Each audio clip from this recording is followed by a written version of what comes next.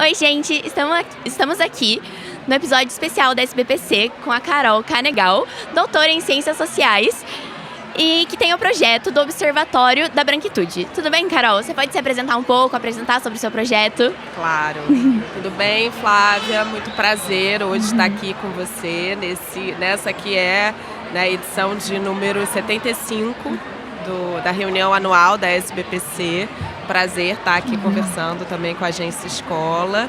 Bom, como você bem falou, eu sou Carol Canegal, eu sou mestre e doutora em Ciências Sociais, né? E eu sou coordenadora de pesquisas do Observatório da Branquitude, que é uma organização da sociedade civil brasileira, né? Assim, fundada em maio de 2022. A gente tem um pouquinho mais de um ano de vida e a gente, em realidade, veio participar de uma mesa redonda aqui, né, na SBPC, a convite do Instituto Serrapilheira, para debater, né, e discutir em torno justamente da produção e da divulgação científica em diálogo com outras organizações. Acho interessante também dizer, né, que a gente, né, o Observatório da Branquitude, né, como eu bem comentei, a gente é uma organização da sociedade civil brasileira, não exatamente um projeto, né? E a nossa missão, né, é justamente produzir conhecimento, disseminar conhecimento sobre branquitude, né? Sobre estruturas de poder, estruturas de privilégio que vêm historicamente beneficiando pessoas brancas, né? Enfim, é uma ótica em torno das relações raciais. Essa é a nossa proposta, assim, em linhas gerais. Como observatório, quais são os temas que vocês abordam nas análises, além das desigualdades? Tem algum tema muito específico que vocês abordam lá? Então, em realidade, a gente discute as desigualdades, né? A gente quer produzir conhecimento, disseminar conhecimento, evidências científicas sobre desigualdades raciais, mas existe uma tradição nas ciências sociais brasileiras que é justamente olhar as desigualdades, né? Esse fenômeno das desigualdades raciais a partir do lado prejudicado, né, da história. A nossa proposta é olhar, digamos assim, o lado beneficiado, né? Então, para olhar esse lado beneficiado, entendendo que as relações raciais são relações de poder, a gente elegeu 4 eixos temáticos por hora, sobre os quais a gente vem se debruçando, né? E justamente observando, compreendendo e produzindo conhecimento, que são o sistema de justiça, economia, justiça climática, que é um tema agora novo, e educação. Falando sobre esse viés da educação, você pode falar um pouco das barreiras que a desigualdade cria no meio educacional e científico da academia? Bom, se a gente remonta assim, muito rapidamente o histórico, né, da escolarização, né, do campo da educação no Brasil, é visível como até o final do século XX, né, existiam barreiras gigantes de acesso, né, muito principalmente, menos de permanência, afinal existiam barreiras para o ingresso, né, no sistema educacional. E pensando muito especialmente no ensino superior, até um pouco, né, a partir do que a gente conversou para estar aqui hoje nesse diálogo, o ensino superior avançou do ponto de vista, né, assim, da oferta de oportunidades a partir da promulgação da Lei 2.711, né, em 2012. É uma lei que completou 10 anos em 2022 e que prevê cotas, né, tanto para estudantes considerados estudantes de baixa renda, né? Quanto cotas raciais, cotas para pessoas com deficiência. E essa lei, de fato, mudou, né, o cenário, realmente mudou a composição das universidades, muito especialmente as universidades federais. Existem programas estaduais também, existem programas que foram implementados antes dessa lei de 2012, né? Existem algumas experiências, como a UERJ, a UNB. Então, é de fato uma mudança, né, muito importante, mas é uma mudança, né? A gente realmente precisa seguir, né, investindo, produzindo, pensando, né, avaliando esses programas e, sobretudo, expandindo, para que a gente tenha cada vez mais uma universidade, né, e ato contínuo, uma produção científica que contemple, né, uma variedade de pessoas nesse fazer científico. Pegando esse gancho dos 10 anos da lei de cotas, qual os impactos dessa lei? Além de começar essa inclusão, quais foram os impactos em ampla escala, em pequena escala na vida das pessoas, das leis das cotas? Olha, eu sei que existem estudos, né, que vão operar com essa ótica, assim, com essa embocadura.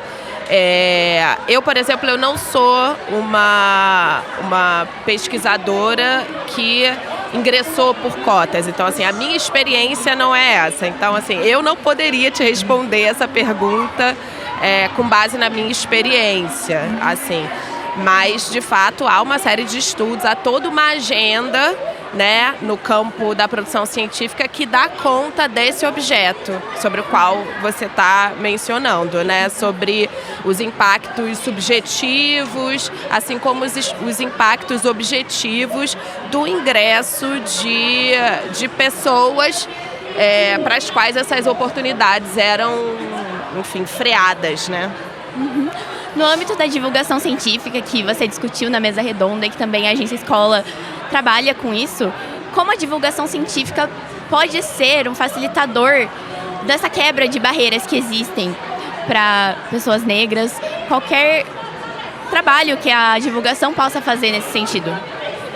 Bom, divulgação científica, ela é fundamental para, né, assim, os canais de divulgação científica, de disseminação científica, são canais fundamentais para que as universidades, inclusive, se movam para além de seus muros, né? Para que as universidades e aqueles que nelas estão consigam dialogar de uma maneira franca, de uma maneira direta, objetiva, clara, né? Com uma linguagem simples com a sociedade. E eu entendo que esse é um caminho, né, que inclusive precisa ser fortalecido dentro das universidades e também fora das universidades, assim, né? E falando do ponto de vista, né, de organizações, que enfim, é o lugar que eu ocupo, né? Eu estou numa organização da sociedade civil, que também está debruçada não só para a produção, mas para a divulgação também, né, para a disseminação de evidências, para o avanço do debate. É fundamental que a gente seja capaz de fazer essa tradução, digamos, né, de realmente de se comunicar, não só de produzir dentro de um certo saber muito específico, científico, e que pode ser de difícil compreensão. Então, assim, eu penso, inclusive, né, que a entrada na universidade desses grupos ditos, né, minoritários, mas que muitas vezes, como é o caso da população negra, são grupos majoritários, somos 56%, exatamente, somos 56% da população. Eu fico realmente... como é que eu vou dizer? Fico pensando, né, muito, enfim, reflexiva sobre os impactos positivos e interessantes para a universidade, né, em nos ter dentro, né, de suas salas, justamente pelas nossas experiências, né? Justamente nesse lugar que pode nos ser muito interessante de fazer essa mediação, né, entre a vida, como ela acontece, né, nas periferias, enfim, e também o meio universitário, o campo de produção científica, seja ele qual for. Você falou sobre isso, eu fiquei pensando aqui que a divulgação científica também é uma forma de inclusão por ser essa quebra de comunicação entre pares, né? Em vez de ficar entre cientista falando para cientista, a gente leva para a comunidade de fora. E é justamente isso que o observatório fala, né? Olhando da situação do privilegiado, no caso, cientistas, comparando aqui, levando para o lado de fora. E a inclusão nas universidades seria isso também, né? Trazer as pessoas de fora pra gente. Porque, na verdade, acho que essa lógica do fora e dentro, né, é que precisa ser reavaliada. É essa lógica que vai construindo barreiras, né, e que acaba permitindo a universidade se encastelar ainda mais, é que precisa ser revista, que precisa ser revisitada, né? Como é importante, por exemplo, a gente estar aqui num evento tão grande como esse, em que eu, quando estava chegando aqui, vi tantas crianças. Como é importante, né, que as crianças, sejam elas quais forem, de onde vierem, enfim, possam estar, né, aqui também. E só o fato da gente estar presente, né, da população negra, da população indígena, da população periférica estar presente, né, poder participar e poder falar, né, nesses espaços, já é assim, só a nossa presença já é alguma coisa que modifica o ambiente por si só, né? Já realmente dá conta, eu acho que da universidade que a gente quer, né? Essa universidade múltipla, de fato. Sim, pensando nessa revisitação da forma como a sociedade é construída, você tem alguma indicação de influencers para seguir, livros, artigos que a gente possa ver para analisar esse padrão que foi construído e talvez tentar pensar em um novo? Claro, claro. Bom, acho que a primeira indicação é o site do Observatório da Branquitude. Claro. observatoriodabranquitude.com.br, as nossas redes também, né? Enfim, Instagram, a gente está no LinkedIn, a gente está no Facebook, no Twitter. Eu indico como um livro curtinho, muito bem escrito, muito direto e interessante assim, de ser consumido e que eu tenho certeza que vai gerar boas inquietações aí para quem quiser se aventurar.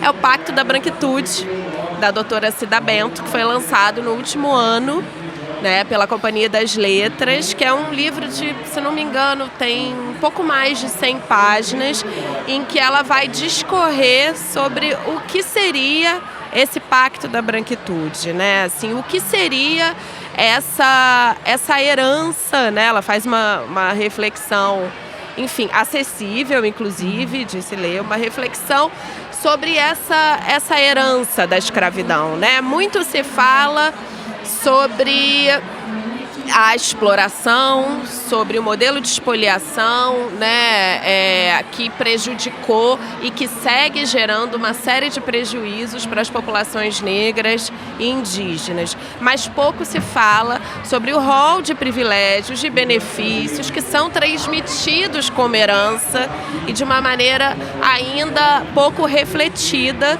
né, de uma maneira geral pela sociedade, especialmente quando a gente olha para esses lugares de poder, né? Como ontem na mesa redonda eu falava, eu acho interessante assim só recuperar, né? Um dado que a gente produziu no último ano dá conta de que dos 302 reitores, né, dos altos dirigentes universitários em universidades e institutos de ensino superior, ou seja, dos 302, 294 são brancos. a gente tem um problema, né? A gente tem um problema público aí. A gente consegue identificar uma sobre-representação branca. E como é que isso acontece, sabe? Quais são os mecanismos que produzem e reproduzem esse fenômeno, né? Então, assim, acho que esse dado, inclusive, dá o tom do que o observatório quer pesquisar e também dá o tom do que a doutora Cida Bento, do que a Cida Bento quer, né, enfim, explicitar no livro Pacto da Branquitude. Bom, esse é um tema que poderia gerar discussões para um dia inteiro, mas como é uma versão pocket do quadro, só tenho a agradecer por você ter vindo. Foi ótima a nossa conversa e poderia se estender para sempre. Eu acho que você tem muito a acrescentar, muito a falar sobre isso, explicar, mas muito obrigada por ter participado. Ótima essa presença aqui. Obrigada, Flávia. Obrigada, Agência Escola. Enfim, desejo tudo de bom para vocês, bons aprendizados e sorte no caminho. Você também. Obrigada.